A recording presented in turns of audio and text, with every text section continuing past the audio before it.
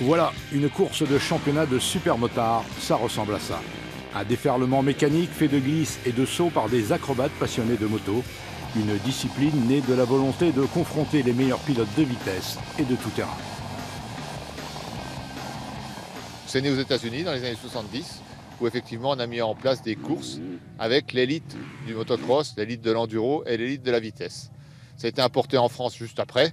Ça marche très bien, ça marche très fort. On est les meilleurs représentants au niveau européen. On a les champions du monde. Ce sont des Français, donc il n'y a pas de souci. Le championnat de France se porte bien. Avec des vitesses de 140 à 150 km/h, dans les paddocks, on vérifie attentivement les mécaniques avant le départ. Un soin tout particulier porté sur les pneus, couverture chauffante obligatoire. On met les couvertures pour monter les pneus en température. On les met à 80 degrés pour que dès le départ, il y ait une température optimale pour rouler sur la piste. Et ça, c'est primordial, c'est important? Ah oui. Oui, parce que ces pneus-là, au froid, ça marche pas. C'est pas comme sur un pneu de moto de route.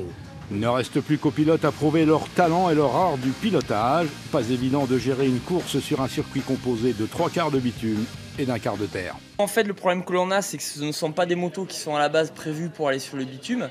Donc, c'est-à-dire que ce sont des motos de cross sur lesquelles on va adapter des roues pour aller sur le bitume. Et dans ce cas-là, en fait, tout ce qui est partie châssis et ainsi de suite, ce sont vraiment des motos de cross. Donc, nous, on fait ce que l'on peut vraiment par rapport au bitume.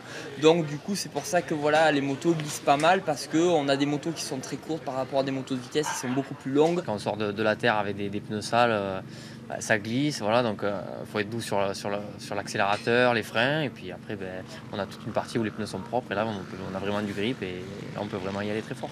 On est toujours sur le fil, et si on veut être très rapide, voilà, il faut être sur le maximum à la limite, donc il faut rester concentré, et c'est très très dur mentalement. Aujourd'hui, la discipline compte 2000 licenciés. La prochaine manche de ce championnat de supermotard se déroulera le 20 mai prochain à Perse, dans le Cantal.